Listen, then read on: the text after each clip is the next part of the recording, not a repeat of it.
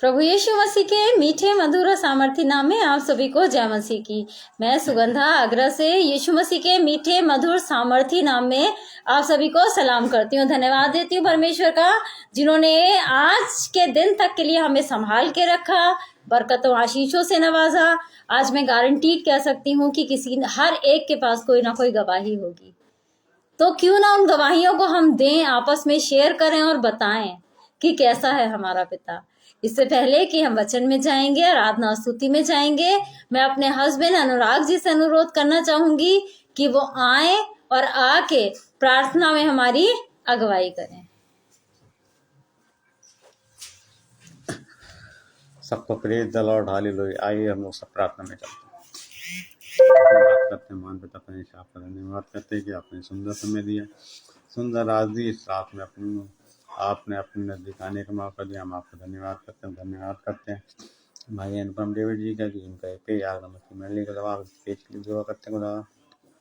ये पेज बहुत आयत से बढ़ने पाए खुदा। इस पेज के द्वारा खुदा तमाम रूह बचाई जाए जो आपके राज्य में लाई जाए। हम धन्यवाद करते हैं अनुपम भाई और शमनम भाभी का और उनके परिवार के लिए दुआ करते हैं खुदा। उनको परिवार में किसी भी चीज़ की कमी घटी ना होने पाए खुदा। और खुदा दिन पे दिन खुदा तरक्की को पाते जाएं खुदा, आपकी आशीषों को भी पाते जाएं खुदा, आप आगे बढ़ते जाएं खुदा। आप उनके परिवार को फिर से आपके हाथ में रखते हैं। आप धन्यवाद करते हैं कि आपने मेरे परिवार को भी अपनी महिमा के लिए चुना, उसके लिए भी आपका धन्यवाद करते हैं। दुआ पाक के बेटे हमारा उद्धार करता प्रभु यीशु मसीह के नाम में मांगते हैं, आमीन। सबको जय मसीह की, प्रेज द लॉर्ड, हालेलुया। आइए हम लोग वचन में चलते हैं। वचन में चलने से पहले विश्वास करते हैं कि जो भी प्रार्थना निवेदन हम यहाँ से करेंगे, परमेश्वर उस पे हाँ और आमीन की मोहर लगा देगा और उसकी उपस्थिति हमारे मध्य है, ये हम विश्वास करके बैठेंगे। आइए प्रार्थना में अपने सरों को झुकाएंगे।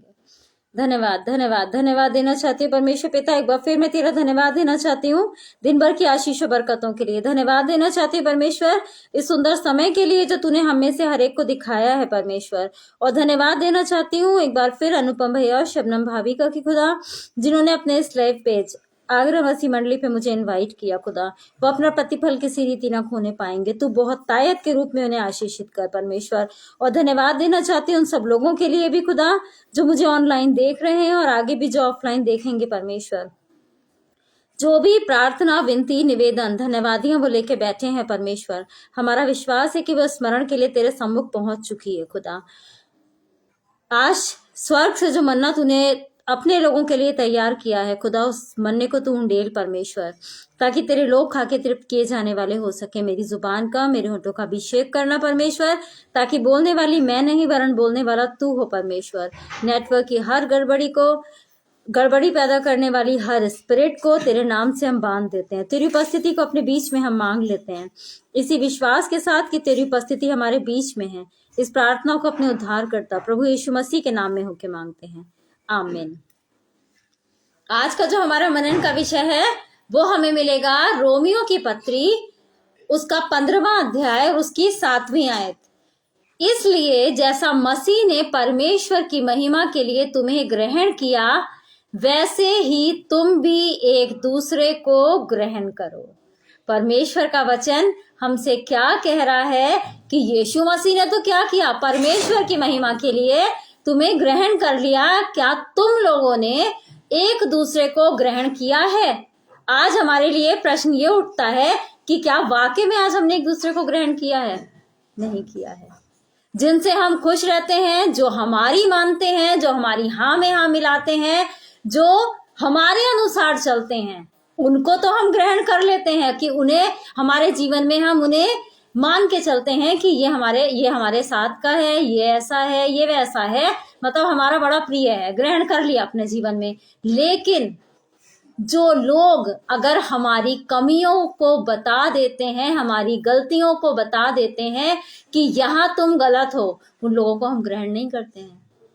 और जबकि मैं इस चीज को मानती हूँ कि क्या होता है, जो हमारी गलतियों को बता रहा है तो वो चाहता है कि हम और परफेक्ट बने, इसलिए वो बता रहा है। नहीं तो बहुत सारे लोग निकलते हैं, रास्ते से निकलते हैं, हमारे घरों के सामने से निकलते हैं, लाइफ में हमें मिलते हैं, सड़कों पे हमें मिलते हैं, कभी भी नहीं बताते कि तुम ऐसे हो या तुम वैसे हो। कोई रोक के नहीं बताता है। अगर कोई बता रहा है हमारी कमी को, तो इसका मतलब वो इंसान चाहता है कि हम परफेक्ट बने। हम परफेक्ट बने कि तुम परफेक्ट हो, 99% हो, 1% अगर तुम्हारे अंदर ये चीज आ जाए तो तुम 100% हो जाओगे।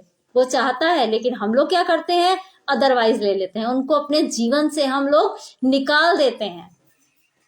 हम क्या कहते हैं, इनको तो केवल कमियां ढूंढनी आती है और हमारे अंदर इन्होंने कमियां बताई, हम तो परफेक्ट हैं। क्योंकि मनुष्य का सारा चाल चलन अपनी दृष्टि में तो क्या ठहरता है, बिल्कुल परफेक्ट ठहरता है कि हम गलती कर ही नहीं सकते। जहां अगर हम कह रहे हैं तो बिल्कुल सही कह रहे हैं, अगर हम कर रहे हैं तो बिल्कुल सही कर रहे हैं। मनुष्य सारी जिंदगी अपने आप को परफेक्ट मानता है, लेकिन कोई है जो परफेक्ट है और वो हमें जानता है, वो जांचता है, परखता है। अभी नहीं बताएगा वो कब बताएगा, जब न्याय का सिंहासन लग जाएगा तब बताएगा कि मैंने तुम्हें जताया, इस इंसान के द्वारा जताया, तुम्हारे जीवन में इस इंसान को भेजा, मैंने बताया कि यहाँ तुम गलत हो, यहाँ तुम गलत हो, लेकिन तुमने उसकी नहीं सुनी और अपने जीवन से भी उसे निकाल दिया। तब हम क्या करेंगे? परमेश्वर का वचन हमसे ये कहता है, जैसे मसीह ने परमेश्वर की महिमा के लिए तुम्हें ग्रहण किया। कैसे ग्रहण किया? हम परफेक्ट नहीं हैं, हम परफेक्ट नहीं हैं। हम क्या कह सकते हैं, पाप के द्वारा जन्मे हैं और हमारे जीवन से बहुत सारे ऐसे काम हो जाते हैं जो गलत होते हैं, जिससे परमेश्वर को दुख होता है। हम परफेक्ट नहीं है, उसके बाद भी वो सृष्टिकर्ता, वो पूरी कायनात, पूरी सृष्टि को रचने वाला, उसने हमें ग्रहण कर लिया, चुन लिया। अभी से नहीं, आदि से चुन लिया कि हाँ, ये है मेरे बच्चे, ये मेरे स्वरूप, मेरी समानता में बने हैं। हम लोगों को क्यों ग्रहण नहीं करते हैं? हम क्या करते हैं? परमेश्वर का वचन हमसे ये कहता है कि पाप से घृणा करो, पापी से नहीं करो। हम पाप से तो घृणा नहीं करते हैं, हम पापी से घृणा करने लगते हैं। ये इंसान बहुत बुरा है, इससे कह देना ये मेरे घर ना आए। ये इंसान का बात करने का ढंग मुझे पसंद नहीं है, मैं तो इससे बात नहीं करना चाहता या इससे बात नहीं करना चाहती। हमें हर एक उस मनुष्य को जो परमेश्वर से थोड़ा सा अलग हो रहा है, हमें उसको ग्रहण करना है, अपने जीवन में उसको लेके आना है और बताना है कि परमेश्वर हमसे क्या चाहता है। क्योंकि हम लोग भेजे इसी मारे गए हैं, एम्बेसडर है ना, एम्बेसडर हैं हम, राजदूत हैं परमेश्वर के, यहाँ के नहीं हैं हम। थोड़े से टाइम के लिए आए हैं, फिर क्या होगा, हम वहां चले जाएंगे, वहां अनंत काल का जीवन हमें मिलेगा। यहाँ कितने साल हैं?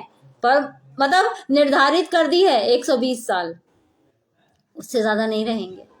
लेकिन वहां हम 1000 साल तक तो परमेश्वर के संग राज्य करेंगे।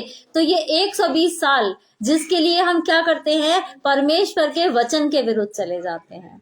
तो इस चीज को हमें सोचना है। और रोमियो की पत्री उसका 5वां अध्याय और उसकी 8वीं आयत भी हमसे यही कहती है, परंतु परमेश्वर हम पर अपने प्रेम की भलाई इस रीति से प्रकट करता है कि जब हम पापी ही थे तभी मसीह हमारे लिए मरा। कोई ऐसे नहीं हम कि स्पेशल हैं या बहुत अच्छे हैं कि नहीं हम तो गलती करते नहीं है, या हम बहुत खूबसूरत हैं, या हम बड़े रसूख वाले हैं, या हम बहुत धनी हैं। इसलिए यीशु मसीह, परमेश्वर ने क्या कहा कि हम उनके फेवर में चले जाएं। उसने यीशु मसीह को, अपने इकलौते पुत्र को भेज दिया कि हम परमेश्वर की महिमा करने पाए। परमेश्वर का वचन हमसे ये कह रहा है, जब हम पापी ही थे तब वो हमारे लिए मरा। क्यों मरा?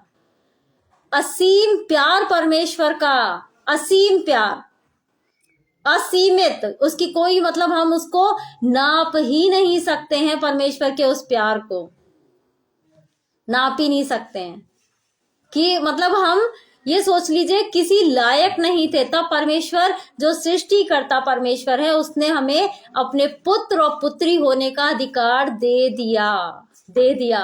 अपने इकलौते को भेज दिया कि हम पर दंड की आज्ञा ना हो, नहीं हो। नहीं तो आपको पता है पुराना नियम पूरा ऐसा है कि अगर हम गलत करते थे तो क्या होता था, एकदम ही परमेश्वर के सम्मुख से आग निकलती थी और इंसान भस्म हो जाता था। अगर आज का वो समय होता तो मेरी समझ से शायद ही कोई बचता, लेकिन यीशु मसीह आया, उसका पुत्र आया, उसके पुत्र ने हर चीज आसान कर दी, हर चीज इजी कर दी, बहुत अच्छा हमारे लिए सब कुछ कर दिया। और लास्ट में कहते कहते गया है कि पूरा हुआ, टेंशन मत करो, बस तुम ये करो, वचनों पे चलो। जो कमियां हैं मैं एक सहायक छोड़ के जाता हूं, जो सहायक तुम्हें बताता चलेगा यहाँ कमजोर पड़ रहे हो। और ऐसा नहीं है हमारा कॉन्शियस बताता नहीं है, हमारा कॉन्शियस हमें बताता है कि कहाँ कमजोर रह गए।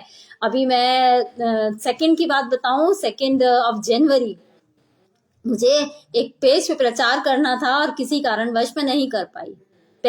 इस साल का मेरा पहला प्रचार था, किसी कारणवश नहीं कर पाई।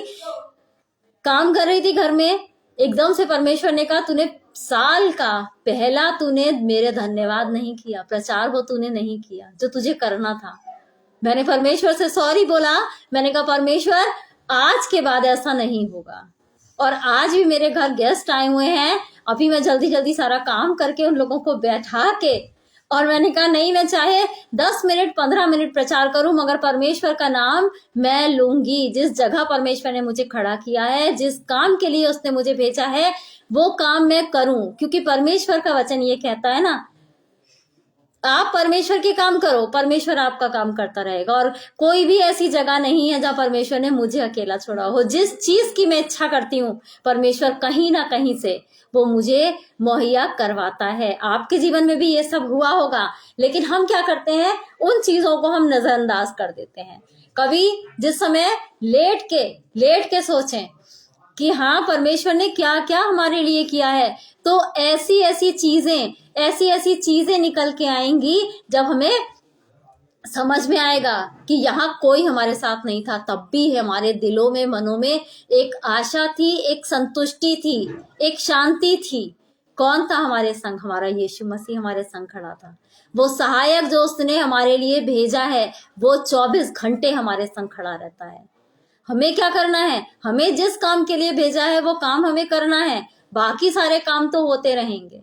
दुनियावी काम तो मैं ये सोचती हूँ शैतान ने इतना ज्यादा हम लोगों को बिजी कर दिया है कि हम दुनियावी कामों में उलझे रहते हैं, इतने उलझे रहते हैं कि हमें परमेश्वर के लिए टाइम नहीं मिलता है, या ये कहिए हम परमेश्वर के लिए टाइम निकालना नहीं चाहते हैं। एक समय था, आप जो मेरी एज के हैं वो जानते होंगे कि कितना लंबा दिन हुआ करता था। स्कूल जाते थे, उसके बाद भी टाइम निकालते थे, लोग गर्मियों की छुट्टियों में घूमने जाते थे, पूरा दिन हम लोग खेलते भी रहते थे, पढ़ाई भी करते थे, उसके बाद भी दिन बड़ा लगता था।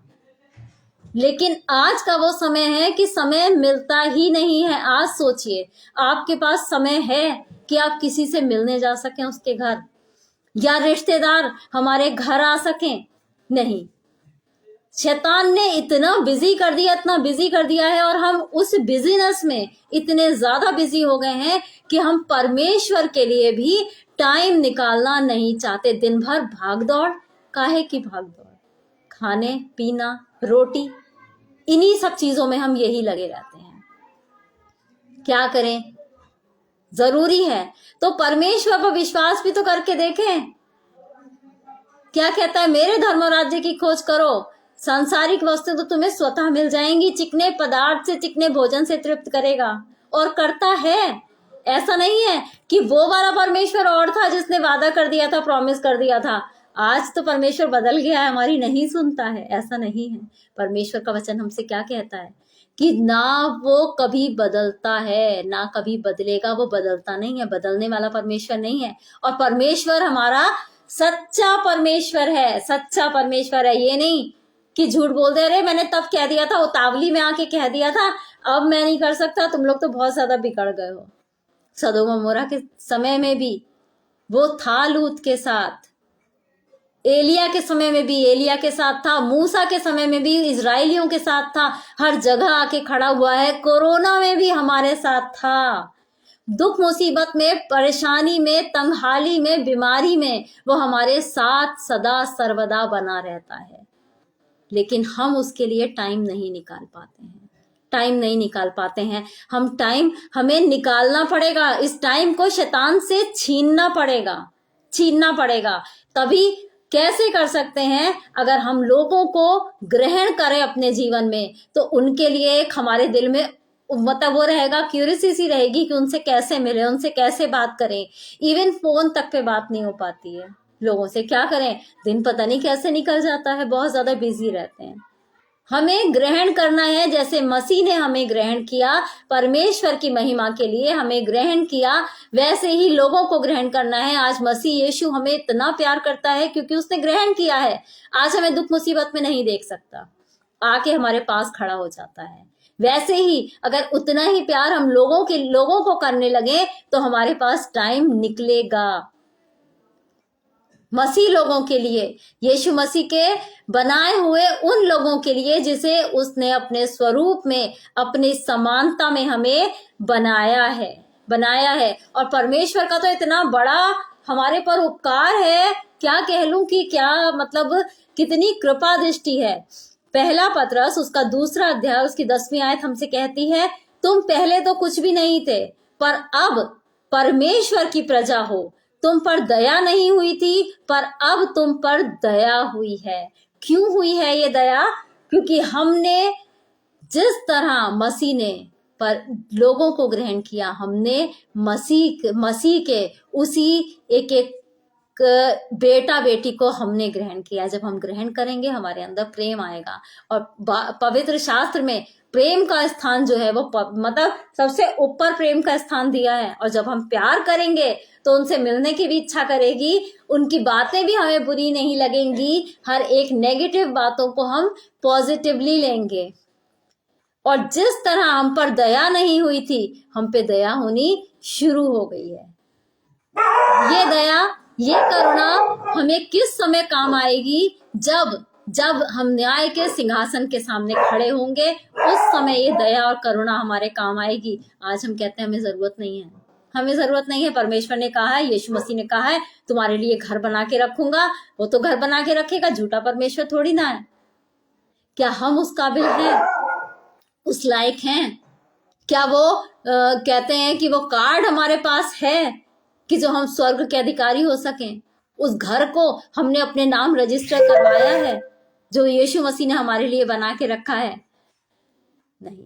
तो हमें अभी जरूरत है कि जैसे यीशु मसीह ने परमेश्वर की महिमा के लिए तुम्हें ग्रहण किया, वैसे ही तुम भी एक दूसरे को ग्रहण करो। एक दूसरे को ग्रहण करेंगे हम चाहेंगे नहीं कि वो बर्बाद हो। अगर वो बर्बादी की तरफ बढ़ रहा है या कहीं बैक स्लाइड हो रहा है, तो हम उसको खींच के लेके आएंगे एक दूसरे के लिए। जब हम ग्रहण करेंगे तो हमारे मनों में, दिलों में उसके लिए बोझ होगा।